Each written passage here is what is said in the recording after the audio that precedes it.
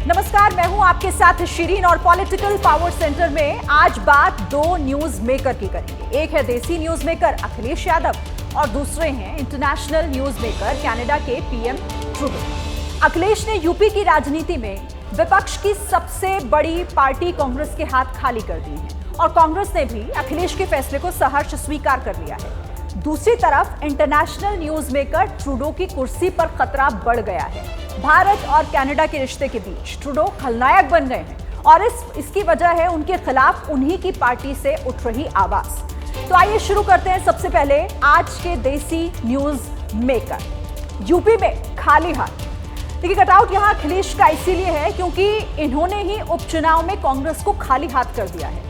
9 सीटों पर 13 नवंबर को चुनाव होना है, लेकिन देश की सबसे पुरानी पार्टी देश के सबसे बड़े प्रदेश में किसी भी सीट पर चुनाव नहीं लड़ेगी।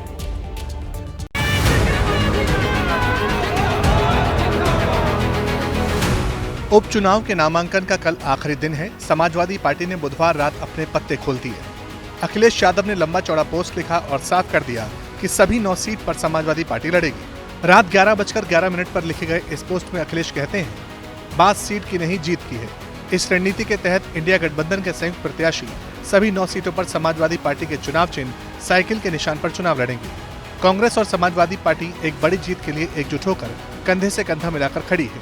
इंडिया गठबंधन इस उपचुनाव में जीत का एक नया अध्याय लिखने जा रहा है। इसके आगे भी पोस्ट में काफी कुछ लिखा गया है। इंडिया गठबंधन के बीच में तालमेल हो गया है। सापा के सिंबल पर चुनाव लड़ा जाएगा। 9 प्रत्याशियों का चुनाव निशान साइकिल होगा।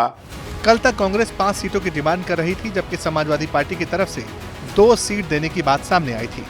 अब जब कांग्रेस को अखिलेश ने खाली हाथ कर दिया तो बीजेपी को चुटकी लेने का मौका मिल गया। इंडी अलायंस के नेता भी ये मानते हैं कि राहुल गांधी मतलब झूठ की गारंटी, राहुल गांधी मतलब हार की गारंटी। सूत्रों के माने तो कल अखिलेश यादव ने कांग्रेस नेतृत्व से फोन पर बात की और तब जाकर रात को सभी सीटों पर लड़ने का ऐलान किया। आज सुबह अखिलेश ने राहुल गांधी के साथ वाली तस्वीर भी सोशल मीडिया पर साझा की। देखिए, यूपी में विधानसभा का उपचुनाव अहम क्यों है और क्यों इस उपचुनाव पर पूरे देश की निगाह टिकी हुई है? क्यों अखिलेश यादव ने कांग्रेस को खाली हाथ कर दिया है? इसे समझने के लिए कुछ आंकड़ों को देखना जरूरी हो जाता है। देखिए, अभी जो लोकसभा चुनाव हुए हैं उसमें समाजवादी पार्टी को 37 सीटें मिली। बीजेपी की बात करें तो बीजेपी को 33 सीटें मिली। कांग्रेस 6 सीट पर जीती और इसी के साथ आरएलडी को 2 सीट मिली। अपना दल को 1 और आजाद समाज पार्टी को भी 1 सीट मिली है। एनडीए और इंडिया में अगर इसको बांट दिया जाए तो 43 सीट इंडिया और 36 सीट एनडीए को मिली है। एनडीए और इंडिया का वोट शेयर भी लगभग बराबर का ही रहा। दोनों को 43.5% से ज्यादा वोट मिले हैं और लोकसभा चुनाव को इन्हीं नतीजों को समाजवादी पार्टी विधानसभा के उपचुनाव में इन्हें बरकरार रखना चाहती है ताकि 27 के सत्ताधीश बनने के लिए माहौल बना रहे। अब अखिलेश के ऐलान के बाद कांग्रेस ने क्या किया है, जरा आप उसे जानते हैं। दिल्ली में शाम 4 बजे से थोड़ी देर पहले यूपी कांग्रेस के अध्यक्ष अजय राय और पार्टी के यूपी प्रभारी अविनाश पांडे प्रेस कॉन्फ्रेंस के लिए पहुंचे और उपचुनाव में समाजवादी पार्टी को समर्थन देने का ऐलान कर दिया। उत्तर प्रदेश में कांग्रेस पार्टी अपने उम्मीदवार नहीं उतारेगी एवं इंडिया गठबंधन के सभी उम्मीदवारों को एकजुटता के साथ, मजबूती के साथ उनकी विजय के लिए प्रयासरत रहेंगे। कांग्रेस कल तक यूपी में 5 सीटों की डिमांड कर रही थी, लेकिन आज पार्टी के नेता सरेंडर के मोड में आ गए। बची हुई सीटों पर समाजवादी पार्टी ने उम्मीदवारों का नाम घोषित कर दिया। असल में कांग्रेस के पास यूपी में उपचुनाव के लिए कोई चेहरा ही नहीं था जिसके दम पर वो मैदान में उतरती। लिहाजा अखिलेश यादव ने कांग्रेसियों को खाली हाथ कर दिया। देखिए, हमारी पॉलिटिकल टीम ने जब कांग्रेस के सरेंडर मोड का विश्लेषण शुरू किया तो चौंकाने वाली जानकारी निकलकर सामने आई। कांग्रेस जो है वो 5 सीटों का दावा कर रही है, लेकिन जब हमने उन सीटों के रिजल्ट को खंगालना शुरू किया तो पाया कि गाजियाबाद में आखिरी बार कांग्रेस 2002 में जीती थी और 2022 में वो चौथे नंबर पर रही थी। फूलपुर सीट की बात करें तो कांग्रेस आखिरी बार 2002 में ये सीट जीती थी और 2022 में यहां भी चौथे नंबर पर थी। खैर में कांग्रेस आखिरी बार 1980 में जीती, पिछली बार 2022 में चौथे नंबर पर रही। मझवा में कांग्रेस आखिरी बार 1985 में जीती थी और पिछली बार यहां भी सीट पर भी चौथे नंबर पर ही रही। देखिए, इन सीटों पर कांग्रेस की जमानत जब्त हो गई थी। ऐसे में भला कांग्रेस के रणनीतिकार किस उम्मीदवार के लिए दावा करते? इन सीटों पर कोई ऐसा चेहरा भी सामने नहीं आ रहा था जो कहता कि हम लड़ सकते हैं। कांग्रेस ने फेस सेविंग के लिए सीटों पर दावेदारी भले ही जताई, जो कि एक राजनीतिक दल का सियासी धर्म भी बनता है, लेकिन पार्टी के नेता जान रहे थे कि इस उपचुनाव के लिए वो तैयार नहीं है। लिहाजा अखिलेश ने पॉलिटिकल मैच्योरिटी दिखाते हुए अपना दाव वहां पर दावा रख दिया और राहुल गांधी के साथ वाली तस्वीर भी शेयर करके दोस्ती की गाड़ी को चलाए रखने की बात कह दी। तो देखिए, अब बात जरा आज के दूसरे न्यूज मेकर की भी कर लेते हैं। भारत से रिश्ते खराब करने के खलनायक बन चुके कनाडा के पीएम ट्रूडो के खिलाफ उन्हीं की पार्टी के सांसदों ने पूरा मोर्चा खोल दिया है। Within your security agencies, you should be looking into how much they know. You should be engaging. It's, oh, no, tell us what you know. Show us the evidence. And at that point, it was primarily intelligence, not hard evidentiary proof. Canada के PM Trudeau का यह कबूलनामा 16 अक्टूबर का है। अब हफ्ते भर बाद इस बयान को लेकर ट्रूडो की पार्टी के सांसदों ने बवाल खड़ा कर दिया और मांग रख दी कि ट्रूडो पार्टी के प्रमुख का पद छोड़े। लिबरल पार्टी की साप्ताहिक बैठक में 24 सांसदों ने जस्टिन ट्रूडो के खिलाफ एग्रीमेंट साइन किया और उन्हें 28 तारीख तक का समय दिया गया। इन सांसदों में एक भी मंत्री नहीं है, लेकिन अभी तक ये साफ नहीं है कि अगर ट्रूडो 28 तारीख तक अपने पद से इस्तीफा नहीं देते हैं तो आगे क्या होगा। पिछले साल कनाडा में आतंकी निज्जर की हत्या हुई थी। हत्या के आरोप को लेकर ट्रूडो ने इंटरनेशनल लेवल का झूठ बोला, भारत पर आरोप लगाए, हालांकि कोई सबूत नहीं दिया, जिसके बाद से दोनों देशों के संबंध खराब हुए। कनाडा का विपक्ष भी ट्रूडो पर सवाल उठा रहा है। So how can the Prime Minister at the same time blame rogue elements in the Indian government? Now the Prime Minister's incompetence has severely damaged Canada's relations with the world's largest democracy. अगले साल Canada में चुनाव होने हैं। माना जा रहा है कि सिख वोट बैंक की चाहत में ट्रूडो भारत के खिलाफ अनर्गल आरोप लगा रहे हैं। अब उनकी ही पार्टी ने मांग रख दी है कि अमेरिका में जिस तरह से बाइडेन ने खुद को चुनाव से अलग रखा, ट्रूडो भी अलग हो जाए। ट्रूडो की वजह से भारत और कनाडा के रिश्ते दांव पर हैं। पिछले हफ्ते ही भारत ने अपने उच्चायुक्त संजय कुमार वर्मा को वापस बुला लिया और कनाडा के उच्चायुक्त समेत कुछ अफसरों को कनाडा वापस भेज दिया, जिसके बाद से तल्खी बढ़ी हुई है। देखिए, ट्रूडो कनाडा में अपनों के बीच इसीलिए घिर गए हैं क्योंकि उन्होंने बिना सबूत के भारत पर आरोप लगाए और अपने संबंध खराब किए। हत्या में भारतीय एजेंट के हाथ होने के आरोप लगाए, लेकिन ट्रायल कोर्ट में सबूत पेश नहीं किए। भारतीय एजेंटों पर साजिश रचने के आरोप लगाए, लेकिन पुलिस ने जांच में उस कड़ी को कनेक्ट नहीं किया। गोली चलाने के लिए हथियार कैसे आए, पैसा किसने दिया, इसके बारे में जानकारी नहीं दी गई। भारतीय एजेंट के हाथ की बात तो कह दी, लेकिन हत्या का मकसद क्या था, इसके बारे में भी वो कोई जानकारी नहीं दे पाए हैं। ट्रूडो का ग्राफ अपने देश में गिर रहा है और इसकी वजह खुद ट्रूडो ही है। आखिर ट्रूडो पर उनकी पार्टी और विपक्ष का दबाव क्यों है, अब उसे जानिए। एक तो ट्रूडो ने बिना सबूत के भारत पर आरोप लगाकर संबंध खराब किए, दूसरे इस संबंध के खराब होने से कनाडा को बड़ा नुकसान होने का खतरा है। भारत और कनाडा के बीच सालाना करीब 70,000 करोड़ का कारोबार होता है। भारत ने कनाडा की करीब 600 से ज्यादा छोटी बड़ी कंपनियों में निवेश कर रखा है। कनाडा की अर्थव्यवस्था में एक बड़ा योगदान भारतीय छात्रों का भी होता है जो कनाडा में पढ़ने जाते हैं। भारतीय कंपनीज में कनाडा के 17,000 से ज्यादा कर्मचारी, कनाडा में भारत की 30 से अधिक कंपनियों का निवेश, भारतीय छात्रों से कनाडा को सालाना 75,000 करोड़ की आय। अब अगर भारत और कनाडा के बीच रिश्ते बिगड़ते हैं तो दोनों देशों के बीच कारोबार बंद होता है, तो कनाडा को लाखों करोड़ रुपए का नुकसान उठाना पड़ सकता है। यानी ट्रूडो के एक झूठ की कीमत पूरे कनाडा को उठानी पड़ेगी। ये बात विपक्ष पहले से समझ रहा है, अब वहां का सत्ता पक्ष भी समझने लगा है। यही वजह है कि अब कनाडा में ट्रूडो का क्रेज ढलान पर आ गया है। देखिए, दुनिया की नजरों में ट्रूडो का ग्राफ कैसे और क्यों गिर रहा है उसे समझते हैं। ये जो ट्रूडो हैं, अपनी ऊट पटांग हरकतों की वजह से हमेशा बदनाम है। कनाडा में इन्होंने भारत से दोस्ती का दाव उसे लगाकर जो कुछ किया है, उससे उनका ग्राफ दिन ब दिन गिर ही रहा है लगातार। देखिए, कनाडा में भारत के विरोधियों को इन्होंने पनाह दे रखी है। कनाडा के पीएम ट्रूडो खालिस्तानी आतंकियों को पालते हैं, उन्हें पोसते हैं। भारत के 9 मोस्ट वांटेड कनाडा में ही छिपे हुए हैं और इन्हें मानो ट्रूडो जैसे संरक्षण प्रदान करने का काम करते हैं। खालिस्तानी आतंकी पन्नू को भी संरक्षण दिया हुआ है, जो कि भारत में मोस्ट वांटेड है। इंटरनेशनल ड्रग्स रैकेट के तार कनाडा से जुड़े हुए हैं। मतलब भारत में जो ड्रग्स के रैकेट चल रहा है उसका एक सिरा कनाडा में है और कनाडा में ट्रूडो ये सब सिर्फ एक समुदाय का वोट लेने के लिए कर रहे हैं। पॉलिटिकल पावर सेंटर में हम कनाडा के प्रधानमंत्री ट्रूडो की इस स्टोरी को इतना स्पेस क्यों दे रहे हैं, इसे जानने के लिए इन आंकड़ों को समझना आपके लिए बेहद जरूरी है। देखिए, कनाडा की कुल आबादी में 4% भारतीय हैं। इनमें सिखों की आबादी करीब 2.1% है। भारतीय मूल के करीब 29 लाख लोग शामिल हैं इसमें। सिख समुदाय के 7.70 लाख नागरिक वहां पर मौजूद हैं। भारत के बाद कनाडा में सबसे ज्यादा सिख हैं। अमेरिका, यूएई, मलेशिया के बाद सबसे ज्यादा भारतीय जो हैं वो कनाडा में ही रहते हैं। मतलब एक तरीके से कनाडा में मिनी इंडिया बसता है। लेकिन ट्रूडो की नीति की वजह से इस वक्त दोस्ती खतरे में है।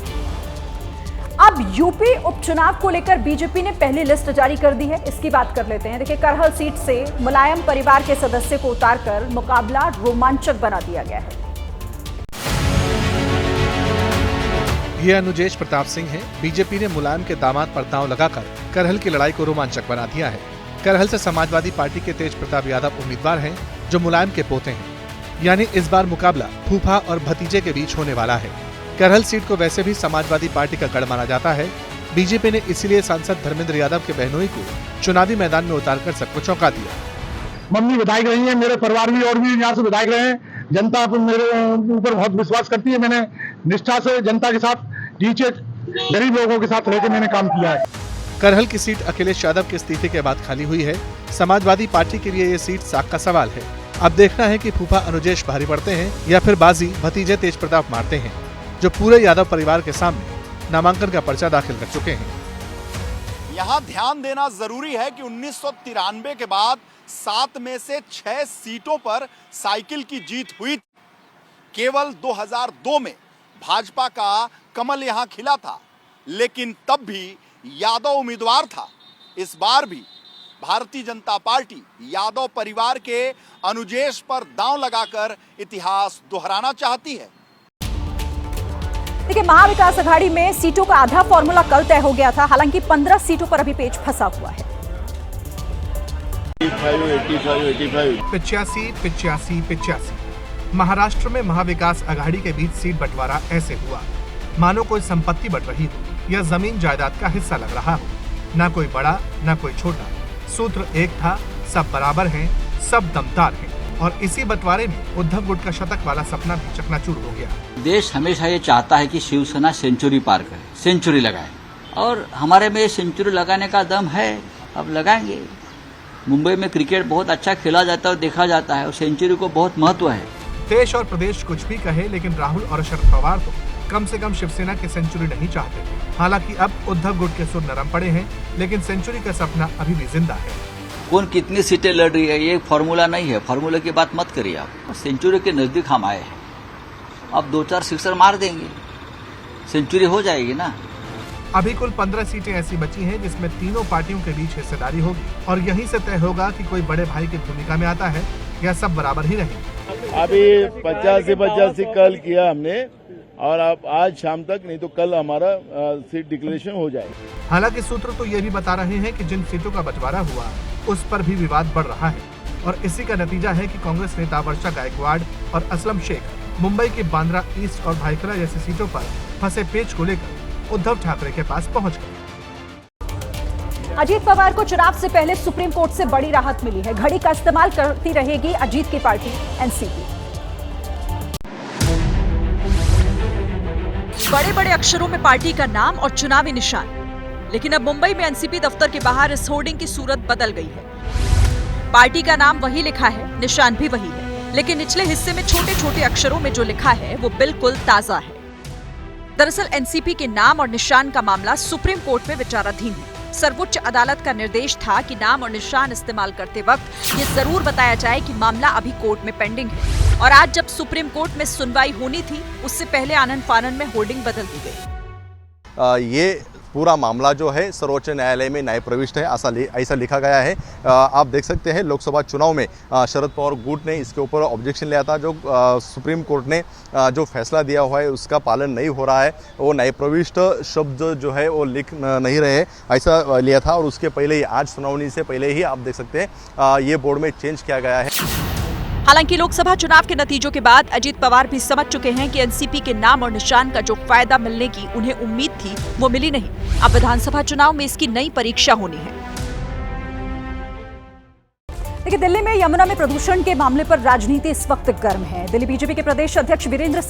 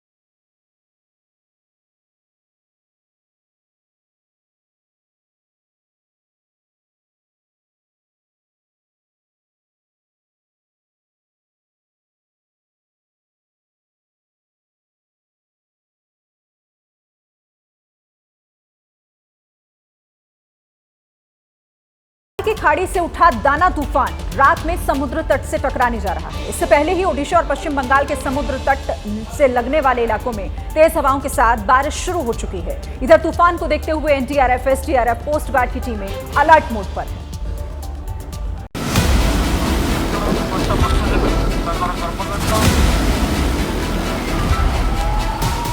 ये तूफानी रफ्तार से ओडिशा और पश्चिम बंगाल के समुद्री तट की ओर बढ़ रही तबाही का ट्रेलर है।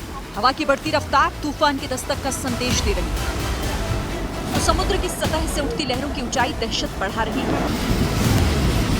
तूफान अभी समुद्र तट तक पहुंचा भी नहीं। इससे पहले ही मौसम का मिजाज पूरी तरह बदल चुका है। तेज हवाओं के साथ बारिश हो रही है। ओडिशा में पुरी, भद्रक, पारादीप, पश्चिम बंगाल में पूर्वी मेदिनीपुर, नॉर्थ 24 परगना समेत कई जिलों में सुबह से बारिश हो रही है, जो दाना तूफान के पहुंचने पर और ज्यादा तेज हो सकती है।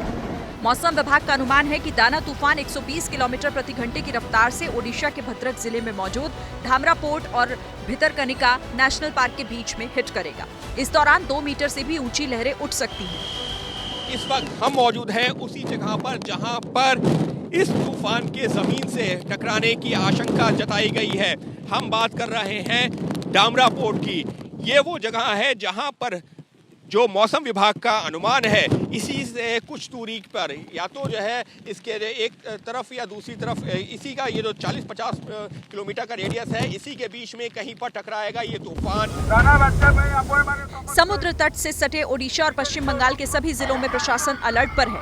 संवेदनशील इलाकों से लोगों को निकाला जा रहा है, उन्हें सुरक्षित स्थान पर पहुंचाया जा रहा है। ओडिशा में 10 लाख लोगों को सुरक्षित जगहों पर भेजा गया है। संवेदनशील इलाकों में 288 बचाव दलों की तैनाती की गई। करीब 6000 राहत शिविर बनाए गए। 14 जिलों में सभी स्कूलों को बंद कर दिया गया। We are taking whatever necessary steps need to be taken at the ground level. Don't get into any kind of a panic situation. Be peaceful and have trust on the government. तूफान के landfall से पहले राहत और बचाव के हर मुमकिन प्रयास किए जा रहे हैं। भुवनेश्वर और कोलकाता एयरपोर्ट शाम 5 बजे से सुबह 9 बजे तक सभी फ्लाइट कैंसिल कर दी गई हैं। इधर साउथ ईस्ट रेलवे ने 150, ईस्ट कोस्ट रेलवे ने 198, साउथ ईस्ट सेंट्रल रेलवे ने 14 ट्रेनें कैंसिल की हैं।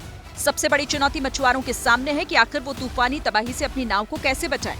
कुछ मछुआरे अभी भी हमको यहाँ नजर आ रहे हैं। कोशिश किया है अपनी आजीविका को बचाने की। जी हाँ, जो यहाँ पर नाव यहाँ पर फंसी हुई है क्योंकि पानी बढ़ता जा रहा है, लगातार जो जलस्तर बढ़ता जा रहा है, लिहाजा अपनी नाव को बचाने की कोशिश है क्योंकि यही आजीविका का साधन है।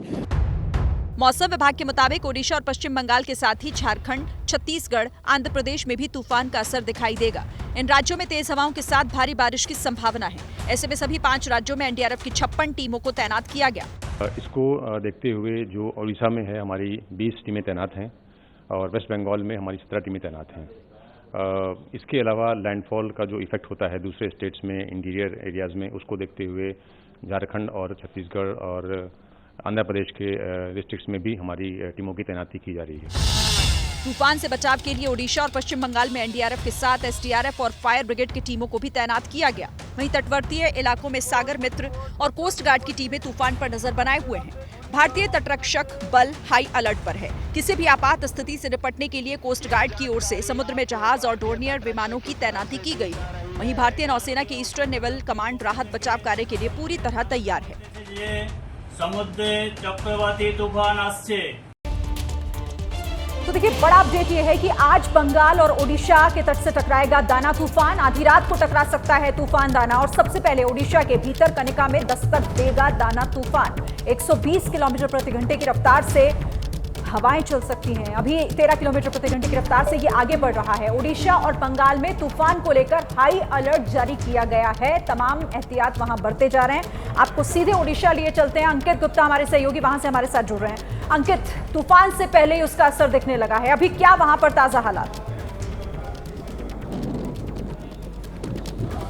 श्रीन, हालात ऐसे हैं कि अब पूरा जो है तट खाली करवा दिया गया है क्योंकि मौसम विभाग ने जो अंदेशा जताया था उसके मुताबिक शाम को 6 बजे से लेकर के रात में 12 बजे तक कभी भी ये तूफान तट से टकरा सकता है। और इसी वजह से हम लोग जो लगातार समुद्र के किनारे खड़े होकर के जो तस्वीरें दिखा रहे थे, अब जो तमाम लोगों को वहां से हटा दिया गया है, फिर चाहे वो मीडिया के लोग हों, फिर चाहे वो मछुआरे हों या स्थानीय लोग, और खुद प्रशासन के लोग भी वहां से हट चुके हैं क्योंकि अंधेरा हो चुका है। समुद्र की सिर्फ गड़गड़ाहट और गर्जना सुनने को मिल रही है और हवा का तेज झोंका, लिहाजा किसी को अंदाजा नहीं है कि कितनी तेज गति से पानी आ रहा है और कितनी तेज गति से हवाएं चलेंगी। और इसी वजह से अभी इस वक्त जो है हम समुद्र से कुछ ही मीटरों की दूरी पर खड़े हुए हैं और यहाँ पर हवाओं का जो तेज है, जो वेग है, लगातार बढ़ता जा रहा है। हालांकि इस वक्त की मैं बात करूं तो बारिश अभी थोड़ी देर के लिए रुकी हुई है, लेकिन जैसे जैसे जो है ये तट की ओर बढ़ेगा, बारिश भी होगी और हवाएं और ज्यादा तेज। कि पश्चिम बंगाल से बड़ा अपडेट मिल रहा है। बंगाल में 1.5 लाख से ज्यादा लोग निकाले गए हैं। 83,000 से ज्यादा लोगों को राहत शिविर में शिफ्ट किया गया है क्योंकि असर पश्चिम बंगाल में भी इसका देखने को मिल रहा है और वहां पर अब राहत बचाव कार्य पहले से ही किस तरह से चलाए जा रहे हैं उससे जुड़ा हुआ बड़ा अपडेट। आपको एक बार फिर ओडिशा लिए चलते हैं और अंकित के जरिए जानते हैं कि अभी वहां पर किस तरह की स्थिति। अंकित, जरा तस्वीरें भी दिखाइएगा अपने आसपास की। श्री, इस वक्त बहुत ज़्यादा तस्वीरें दिखा पाना मुमकिन नहीं है क्योंकि हम लोग जिस बात का जिक्र कर रहे थे कि हम लोगों को हटाया गया है समुद्र के किनारे से, लेकिन इस वक्त जो है घंघोर घटाएं हैं, तेज बादल हैं और तेज हवाएं हैं। और जो प्रशासन ने साफ तौर पर कहा है कि अब समुद्र के 1-2 किलोमीटर के दायरे में कोई नहीं रह सकता क्योंकि इस वक्त किसी को नहीं पता है कि समुद्र का पानी कितनी मीटर ऊंचाई से उठेगा, लहरें कितनी मीटर ऊंची उठेंगी और हवा किस गति से बढ़ेगी। हालांकि जो मौसम विभाग का अनुमान है कि करीबन 110 से 120 किलोमीटर प्रति घंटे की रफ्तार से तट से टकराएगा, लेकिन ये गति बदल रही है लगातार क्योंकि ये जो समुद्र तट की तरफ आगे बढ़ रहा था कभी 16 किलोमीटर प्रति घंटे की रफ्तार से, बाद में रफ्तार धीरे हुई, फिर तेज हुई। लिहाजा इस वक्त पूरा तटीय इलाका खाली करवा दिया गया है और हर किसी से कह दिया गया है कि अब 1 से 2 किलोमीटर के दायरे में समुद्र के करीब ना जाएं तो बेहतर होगा क्योंकि तट से टकराने वाला है ये तूफान। जी बिल्कुल, तो प्रशासन भी अपनी तरफ से तैयारी कर रहा है और वो लोगों से भी अपील कर रहा है कि सहयोग इस मुश्किल घड़ी में करें। इस पर नजर अंकित बनाकर रखिएगा। शुक्रिया। फिलहाल देखिए, सलमान खान को धमकी देने वाले जौहर शेख जमशेदपुर से गिरफ्तार कर लिया गया है। उसे झारखंड में सब्जी बेचता है आरोप।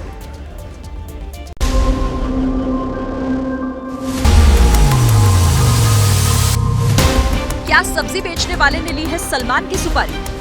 5 करोड़ रुपए की फिरौती के पीछे का सच क्या है?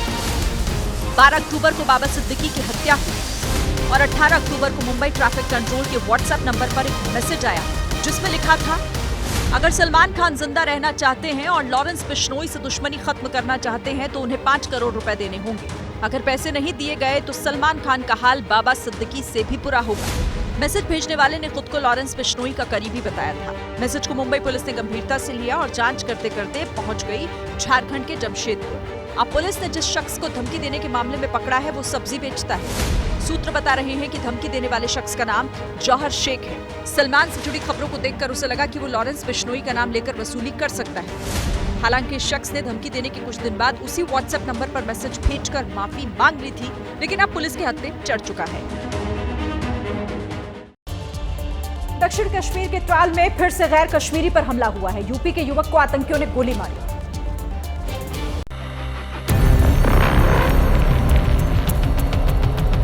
गांदरबल का गम अभी कुछ कम भी नहीं हुआ कि जम्मू कश्मीर में एक और आतंकी हमला हो गया।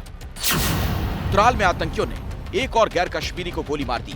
ये शुभम है, यूपी के बिजनौर का रहने वाला। घड़ी में सुबह के 6:15 हो रहे थे, तभी आतंकियों ने शुभम पर फायरिंग कर दी। 19 साल के शुभम के हाथ में गोली लगी। शुभम को अस्पताल ले जाया गया। अब उसकी स्थिति पहले से बेहतर है।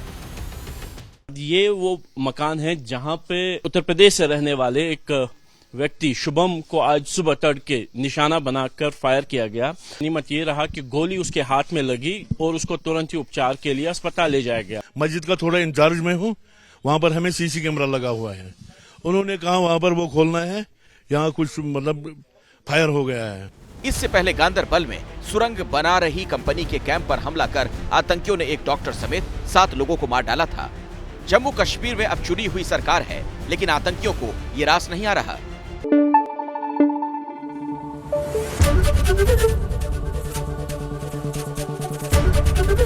एबीपी न्यूज आपको रखे आगे।